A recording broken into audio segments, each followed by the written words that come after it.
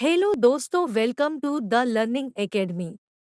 पिछले वीडियो में मैंने आप सबको साइंस जीव विज्ञान के प्रथम पाठ जैव प्रक्रम जो कि आपके एनसीईआरटी में पाठ 6 में है, उसके अनुच्छेद 6.1 से 6.3 के संपूर्ण क्वेश्चन और उसके उत्तर की बात किए थे।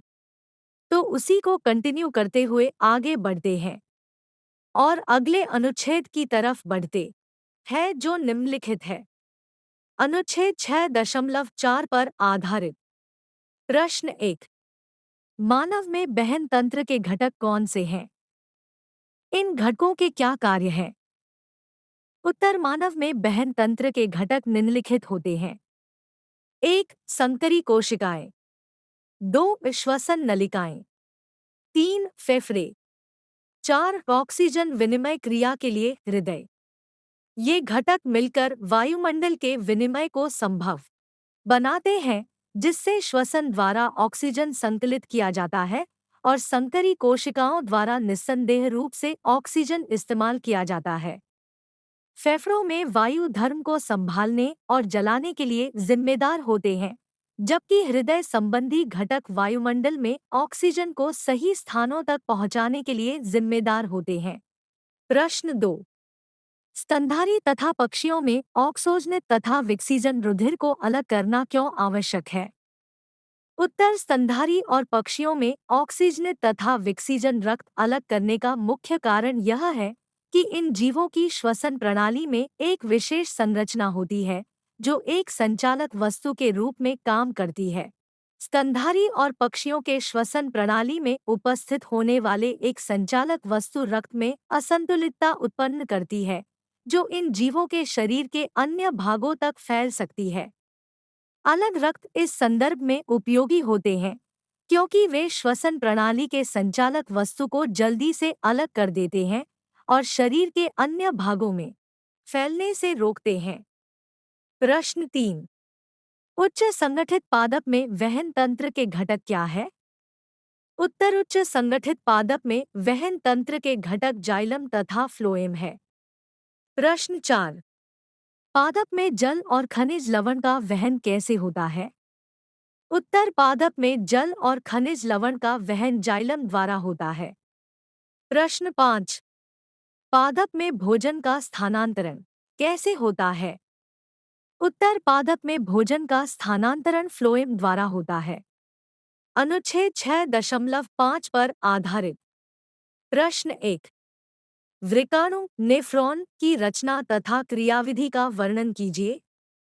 उत्तर। वृक्काणु वृक्का की कार्यात्मक इकाई होता है। प्रत्येक वृक्काणु रुधिर को छानता है तथा मूत्र का निर्माण करता है। वृक्काणु के निम्नलिखित भाग होते हैं। 1. एक बोमैन संपुट ग्लोमेरुलर के साथ। 2. एक लंबी नलिका। वृक्काणु के कार्य निम्नवत है। रुधिर रिनल धमनी में बहुत उच्च दाब पर रहता है, जिससे ग्लोमेरुलस की पतली दीवारों से रुधिर छनता रहता है।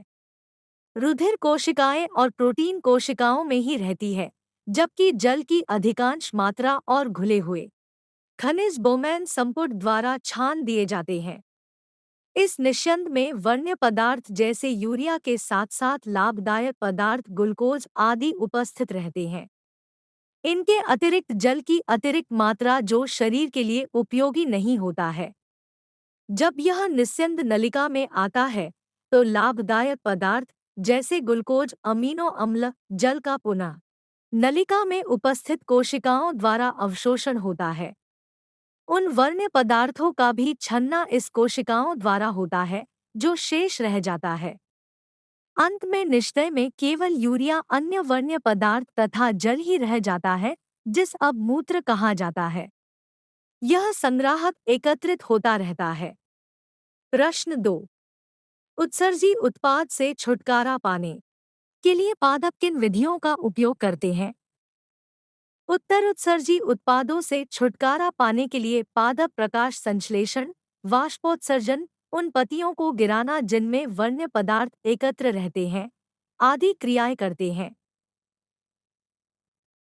इनके अतिरिक्त वन्य पदार्थों को रेजिन तथा गोंद के रूप में एकत्रित करते हैं तथा कुछ कुछ वर्ण पदार्थ को अपने आसपास की मृदा में उत्सर्जित भी करते हैं। प्रश्न 3। मूत्र बनाने की मात्रा का नियमन किस प्रकार होता है? उत्तर, मूत्र बनाने की मात्रा का नियमन यूरिनरी सिस्टम के अंदर मौजूद नेफ्रॉन द्वारा किया जाता है।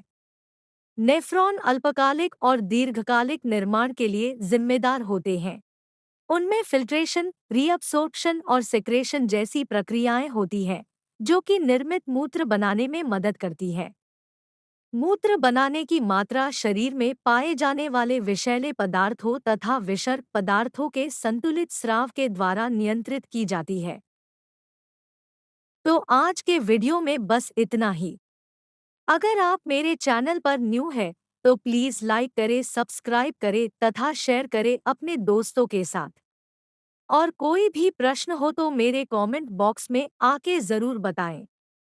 तो मिलते हैं अगले वीडियो में। Thanks for watching.